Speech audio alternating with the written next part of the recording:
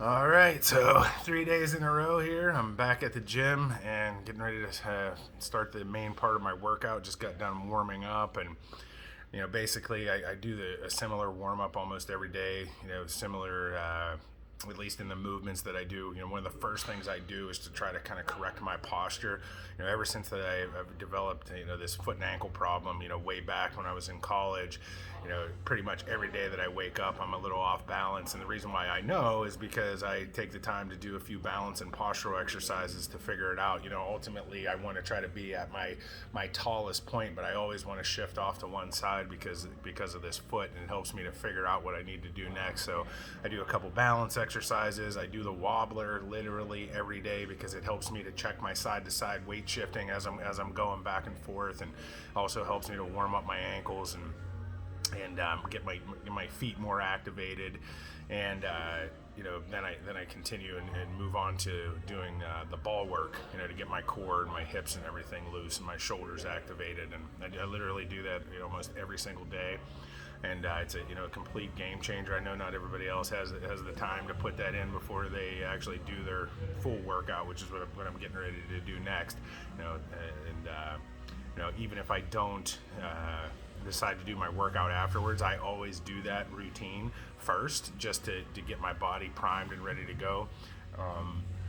So today, one of the things I wanted to talk about primarily was the caffeine issue. Somebody posted yesterday they couldn't believe that I wasn't doing caffeine, and it has the health benefits. And one of the reasons I decided to talk about it right now is because today is one of the days that is an example of why I'm not drinking caffeine or coffee or anything, is because over the years I've gotten so used to using caffeine to overdo and really go beyond my limits. And I already have a tendency to be somebody that wants to overtrain already, and overdo it, and overuse my time, and just kind of how do they say, burn the candle at both ends. That's been my MO for a long time, and over the last 4 or 5 years I've just gotten to the point where I realized that it's not the healthiest behavior.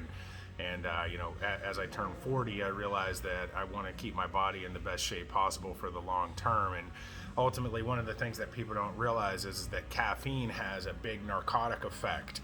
So one of the benefits from using it, especially for exercise, as in terms of a pre-workout, which is what I usually would have done, especially on a day like today. I'm tired, I'm sore, I'm stiff. I've done almost 2 workouts a day for the last week or so, probably, and beyond that.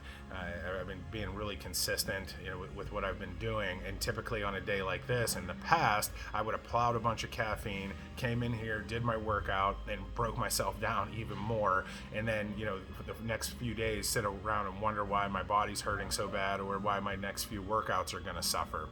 And I don't think that people realize that when they're drinking caffeine or doing caffeine, that it has this narcotic effect, right? That not only are you getting the stimulus effect, but you're also getting this pain relieving effect, which in exercise allows you to increase your intensity about 25 or 30% more.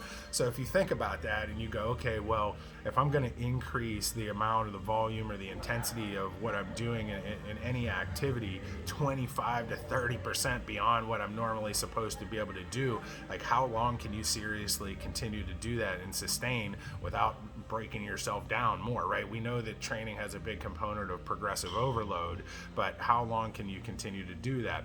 And then I think the habit starts carrying over into your life as well, where it's like, okay, I got this next thing I got to do. I want to be at my best. I want to get amped up. I want to get fired up.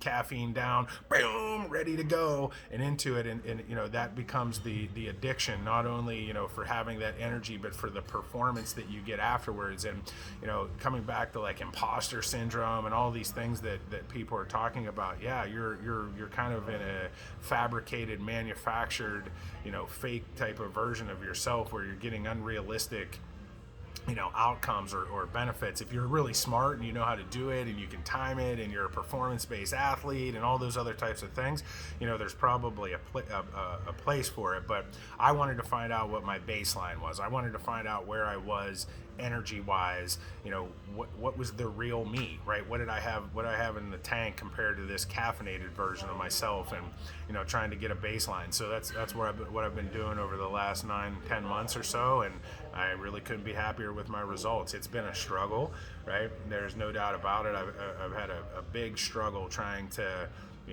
balance out understanding how much energy I have with, using that energy, right? And then ultimately recovering, which has been a fun challenge to try to deal with. But and I'll give a shout out to Chrissy Cullen, one of the trainers here. It really started like a year and a half ago when I was talking to her one day.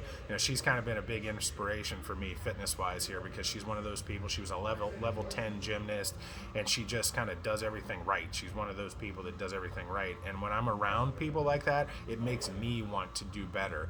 And she said, hey, I don't drink caffeine. And there was another trainer here that said the same thing, right within the same conversation. And I was like, wow, man, I'm really overdoing the caffeine right now. It's time to make a change. And so I did. And you can do the same. Happy New Year. Good luck with those resolutions. Talk to you later.